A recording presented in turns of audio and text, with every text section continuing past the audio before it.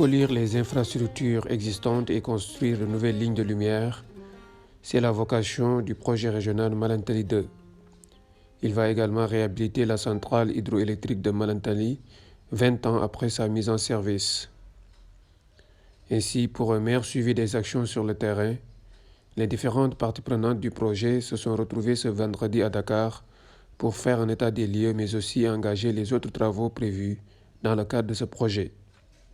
La rencontre s'est tenue sous la présidence du haut-commissaire de l'OMVS. Je pense que ce projet régional, qui donne vraiment son sens, sa consistance au projet énergie de l'organisation, ne peut qu'aller de l'avant. Aller de l'avant pour faire en sorte que le rôle que l'OMVS veut jouer dans le West African Power Pool, qui sera très bientôt une réalité, ce rôle soit non seulement un rôle puissant, comme vecteur de création de richesse, mais surtout de confort technique au niveau des lignes qui sont déjà en fonction dans notre espace. Voilà, c'est sur ces mots que je voudrais ouvrir nos travaux, en espérant que des échanges que nous aurons ce matin sortiront vraiment des solutions concrètes pour vraiment avancer dans le sens de la réalisation des objectifs du projet Malentali 2. Le projet Malentali 2 est un projet structurant qui a enregistré plusieurs points de satisfaction.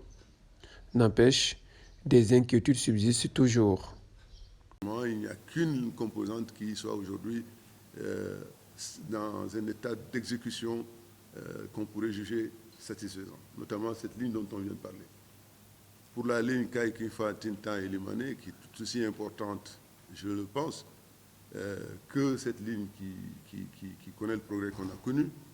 Bon, il y a des efforts qui ont été entrepris et je voudrais remercier et féliciter le directeur général de la SOGEM ici pour tout ce qui a été entrepris dans le cadre de la relance du processus de contractualisation pour la réalisation de cette ligne.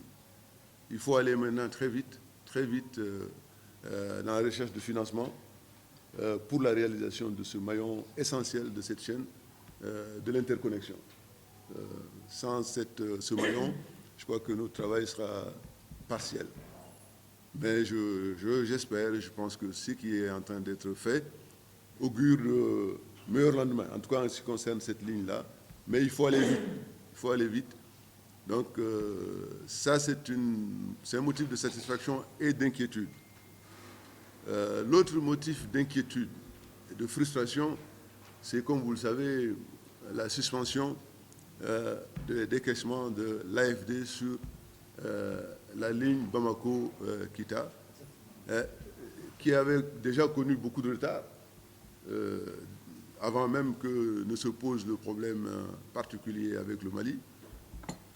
Ce que j'espère, c'est qu'avec l'engagement de nos États, puisqu'il s'agit d'un projet régional, qu'il y ait un traitement différent, en tout cas de la part de l'AFD sur cette ligne. La mise en œuvre de Malentali 2 permettra d'améliorer le taux d'accès à l'énergie en milieu rural, urbain et dans les zones minières. Il contribuera aussi à fiabiliser davantage le réseau de transport d'énergie électrique dans l'espace OMVS et à terme à faire de la SOGEM un acteur clé du marché régional de l'énergie qui s'opérationnalise dans le cadre du système d'échange d'énergie électrique ouest-africain.